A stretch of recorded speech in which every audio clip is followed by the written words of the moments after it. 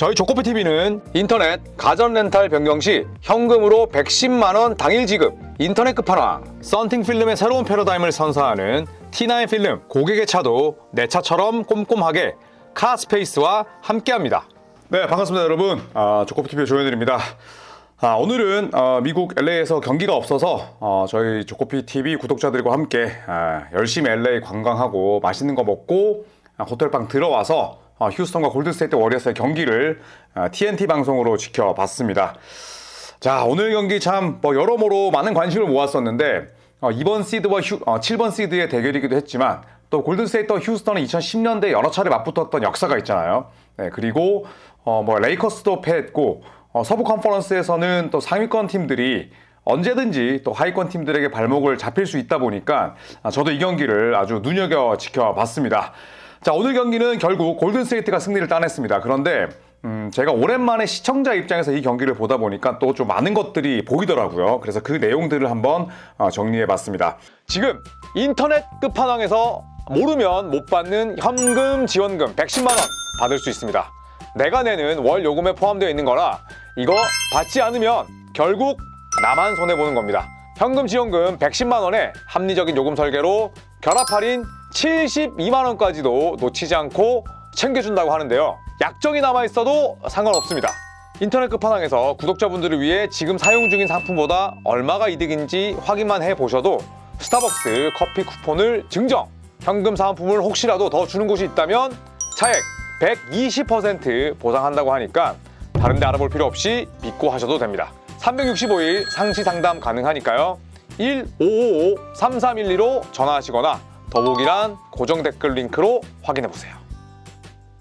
말씀드렸듯이 2번 시드 휴스턴 로켓츠와 7번 시드 골든스테이트 워리어스는 시드 차이가 5계단이지만 승수 차이는 4승에 불과합니다. 전력 격차가 굉장히 시드 격차에 비해서 적은 팀이라 볼 수가 있는데 일단 오늘 경기의 화두는 공격 리바운드였습니다. 하지만 저는 항상 제가 해설을 할 때도 또 제 지론도 마찬가지지만 리바운드는 어느 정도의 허수가 있다고 생각을 해요. 특히 공격 리바운드 같은 경우에는 우리가 그만큼 많이 놓쳤기 때문에 공격 리바운드를 잡는 것이고 또 공격 리바운드 많이 가지고 있는 힘 자체는 적다고 봅니다. 그 말인 즉슨 공격 리바운드를 잡고 얼마나 많이 세컨 기회 득점으로 치환할 수 있느냐가 상당히 중요하다고 생각을 하고요. 그래서 공격 리바운드를 압도했다고 해서 반드시 이기는 경우가 생각보다 많지는 않습니다. 그래서 제목을 공격 리바운드 많이 잡을 필요 없다 이렇게 잡아봤는데 일단 휴스턴 로켓츠는 경기 내내 높이로 워리어스를 압도했습니다. 일단 공격 리바운드 차이가 무려 22대 6이었고요. 공격 리바운드입니다. 공격 리바운드 차이가 16개라는 건 대단히 많은 편이죠. 대단히 큰 편이고 그리고 벤치 리바운드는 무려 22대 7로 역시나 휴스턴의 우위였습니다. 워리어스는 리바운더라고 할 수 있는 케본 루니가 아예 사족을 쓰지를 못했고 반면에 휴스턴은 벤치에서 스티븐 애덤스가 나오다 보니까 벤치 구간에서도 휴스턴이 압도했습니다. 자, 하지만 4쿼터 클러치를 지배한 건 워리어스였어요. 특히나 공격 리바운드, 굉장히 중요한 공격 리바운드와 그리고 풋백 득점이 여러 차례 나왔었는데 경기 종료 3분 41초 전, 그러니까 클러치 타임이었어요. 포젬스키의 공격 리바운드 미스가 났습니다. 그런데 이게 백차가 되면서 마치 디그린에게 패스처럼 됐어요. 그리고 이걸 디그린이 곧바로 공격 리바운드로 만들어내면서 풋백 득점을 올렸고요. 이게 디그린의 두 번째 득점이었고 그리고 종료 1분 43초 전에 지미 버틀러가 공격 리바운드에 이은 풋백 득점을 만들어냈습니다. 그러니까 클러치 타임 때 워리어스가 리바운드 2개를 결정적으로 공격 리바운드로 연결을 했고 그리고 모두 다 득점을 만들어냈다는 거죠. 스티브 커 감독이 무슨 얘기를 했냐면 경기 끝나고 나서 휴스턴은 젊다. 그래서 에너지, 운동 능력, 공격 리바운드 전부 다 강점인데 우리가 클리퍼스 전처럼 두 손으로 공을 잡지 못한다면 그러니까 루즈볼 같은 플레이나 혹은 원바운드 튀김볼을 잡지 못한다면 어려움이 빠질 수밖에 없다. 그래서 루즈볼을 더 잡아내야 된다. 이렇게 경기 이후에 인터뷰를 했습니다. 아마도 시리즈 내내 휴스턴 로켓츠가 골든스테이트에 비해서 훨씬 더 많은 공격 리바운드를 잡아낼 수밖에 없을 겁니다. 이게 크게 뒤집히지는 않을 거예요. 스티브 커 감독의 어투에도 이건 우리가 극복할 수 없는 문제다. 다만 발밑으로 떨어지는 루즈볼은 반드시 두 손으로 잡고 우리가 쟁취해야 트랜지션 득점을 올릴 수 있다. 이런 인터뷰를 했거든요. 그래서 저는 이렇게 생각을 합니다. 워리어스는 공격 리바운드 높이에 대한 열세를 휴스턴을 상대로 겪을 수밖에 없다. 반대로 휴스턴은 이 강점을 단순히 공격 리바운드에서 끝나는 게 아니라 완전히 세컨 기회 득점을 올리고 그 다음에 페이스를 주도하는 방향으로 가야 되는데 그런 부분들이 되지 못했고 오히려 클러치 상황에서는 중요한 공격 리바운드를 워리어스에게 3개나 뺏겼습니다. 공격 리바운드 22대 6 휴스턴의 우위였지만 그 내준 6개 가운데 3개가 클러치 타임 때 나왔다는 거. 저는 이거를 상당히 주의 깊게 또 인상 깊게 봤습니다. 자, 워리어스가 오늘 승리하긴 했지만 벤치 생산력은 대단히 좋지 못했어요. 휴스턴은 벤치 자원을 딱 3명만 가동했습니다. 자바리 스미스 주니어, 타리 이슨, 그리고 스티븐 애덤스였고요. 골든스테이트는 5명을 썼습니다. 5분 이상 썼기 때문에 가비지 타임 때 쓴 게 아니었어요. 일단 캐번 루니, 기 산토스 전부 다 10분 이하, 그리고 퀸틴 포스트 12분, 버디 힐드 15분, GP2 16분을 뛰었습니다. 골든스테이트는 거의 10인 로테이션을 썼다고 볼 수가 있는데 골든스테이트 벤치를 살펴보면 야투 15개 중에 5개밖에 넣지 못했습니다. 33.3%, 3.7개 중에 2개 집어넣었어요. 이거는 기 산토스와 GP2가 집어넣었고요. 그리고 어시스트는 2개였던 반면에 반칙은 또 6개였습니다. 이거를 뭐 세컨 유닛의 활발한 지원을 받았다고 보기에는 어려움이 있죠. 특히 이 가운데에 버디 힐드가 상당히 부진했습니다. 2득점에 1, 2바운드에 그쳤지만 실책성 플레이 상당히 많았고 경기의 흐름 자체를 읽지 못하는 장면들이 수차례 나왔어요. 그럼에도 불구하고 스티브 커 감독은 곧바로 조정하지 않았습니다. 그러면서 점수 차이가 많이 줄었단 말이죠. 자, 그렇다면 저는 버디 힐드 자체를 이번 휴스턴과의 시리즈에서 할 수 있는 일들이 많지 않다고 생각을 해요. 자, 물론 스테픈 커리에게 가는 압박을 버디 힐드가 함께 섰을 때 풀어줄 수는 있지만 버디 힐드와 스테픈 커리가 함께 서는 순간 팀의 디펜스 자체는 워낙 약해질 수밖에 없습니다. 뭐 높이에 대한 문제도 마찬가지고요. 그래서 버디 힐드가 이 시리즈를 통해서 두각을 드러내긴 쉽지 않다. 그렇다면 저는 필요한 게 물론 조나단 쿠민가도 맞지만 기 산토스의 출전 시간을 늘려야 된다고 봐요. 기 산토스 일단 슈팅 되죠. 네, 오늘도 6분 뛰면서 5점 넣었습니다. 짧게 뛰면서 슈팅이 되고 그리고 허슬이 정말 끝장나는 선수예요. 같은 브라질 출신의 안데르슨 바레장을 진짜 생각납니다. 네, 그만큼 팀의 에너지와 또 운동 능력을 줄 수 있는 윙 자원이 별로 없잖아요. 쿠민가 쓰기에는 너무 머리가 나쁘고 버디힐드 쓰자니 수비가 구리고 디시전 메이킹 안 되고 드리블 안 되고 자 그렇기 때문에 저는 아마도 뭐 3경기 연속 DNP 디디나 플레이 출전하지 못한 쿠민가보다는 기 산토스의 출전 시간을 좀 늘려야 되지 않을까 개인적으로 한번 생각을 해봅니다.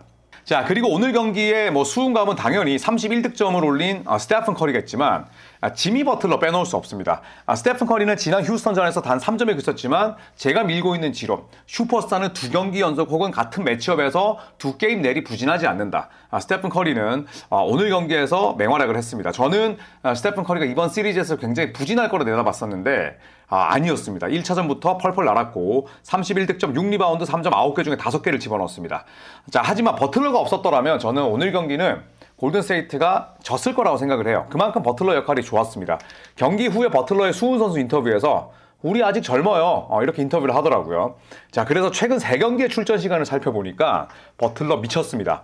클리퍼스전 48분, 멤피스전 40분, 휴스턴전 42분 뛰었더라고요. 즉 최근 3경기에서 130분 뛰었습니다. 여러분 130분이면 평균 43분 뛴 거예요. 자, 물론 버틀러가 워낙 체력이 강한 선수긴 하지만 1989년생입니다. 시리즈를 거듭할수록 에너지, 점프 전부 다 낮아질 수밖에 없는데 이거 과연 괜찮을까? 이런 또 약간의 걱정이 드는 그런 출전 시간이긴 했고요. 자 오늘 팀 내 어시스트가 전체 1위였습니다. 네, 6개를 기록을 했고 자 스틸이 무려 5개였고 그리고 공격 리바운드 역시 팀 내 최다였습니다.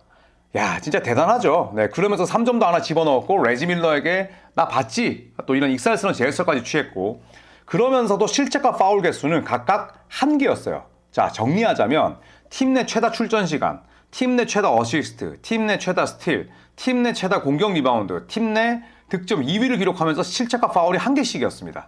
얼마나 안정되고 그리고 믿음직한 선수인지를 또 얼마나 플레이오프에서 우리 지미 버틀러가 강한지를 또 알 수가 있는 한 판이었죠.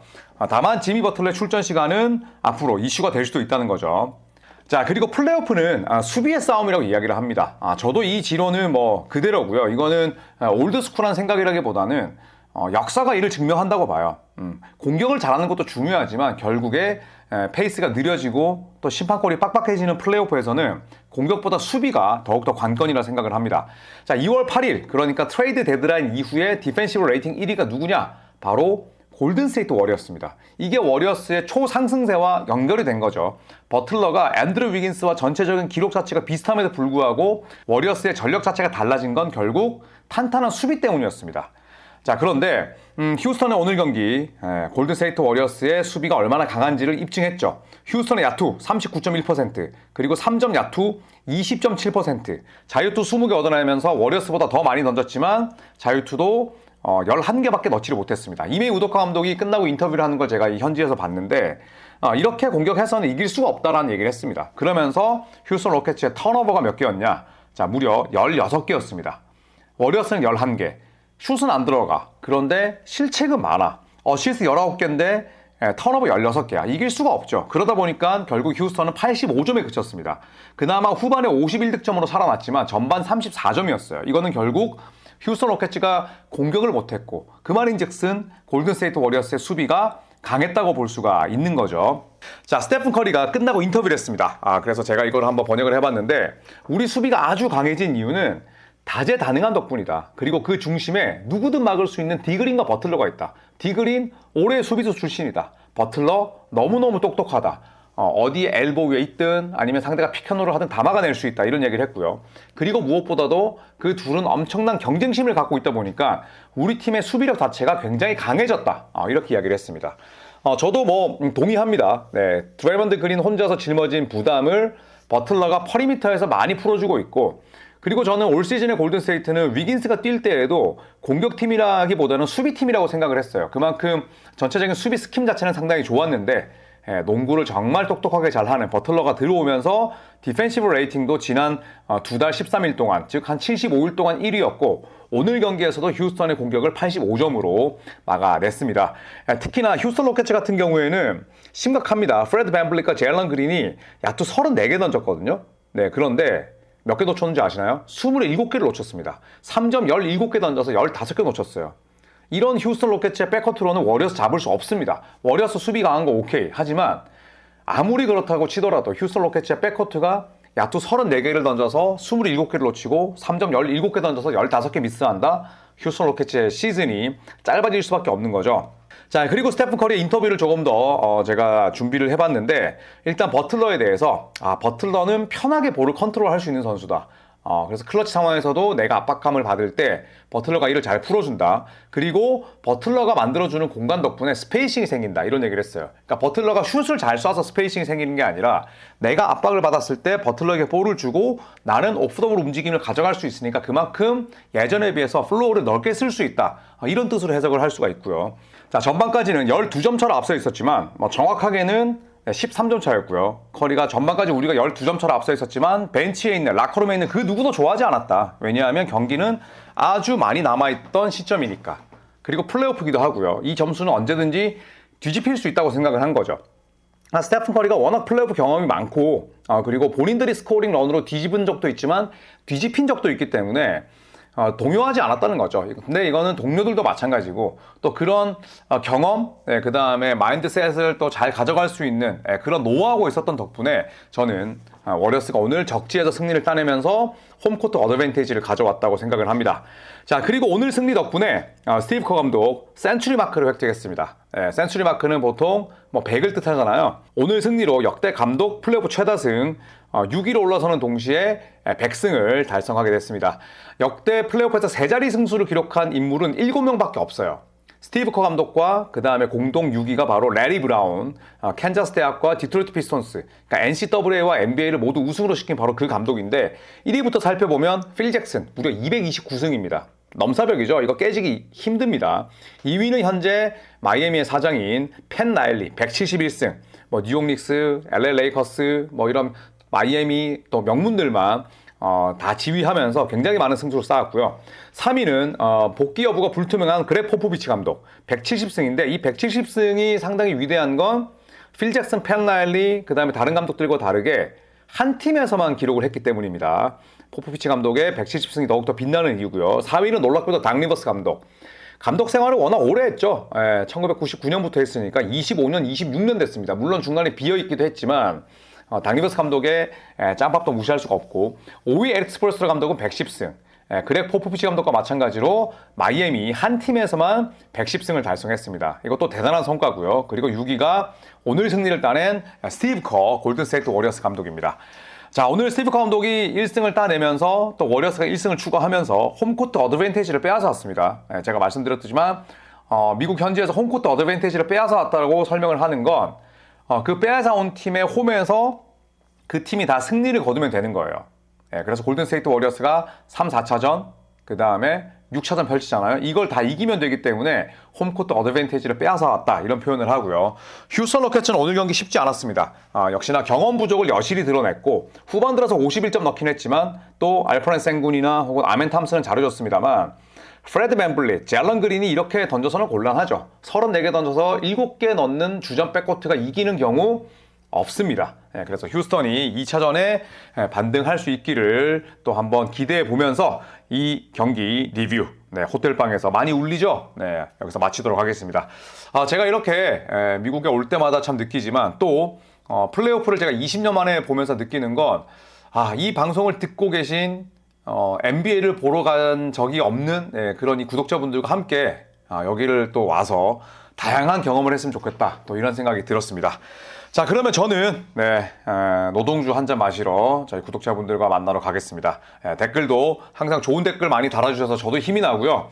미국 와서도 물론 피곤하죠. 하지만 또 이렇게 들어주시는 여러분을 위해서 열심히 노력할 테니까 여러분도 항상 이렇게 또 좋아요, 구독을 또 해주시면 감사하겠습니다. 여러분, 저는 내일 또 돌아오겠습니다. 고맙습니다.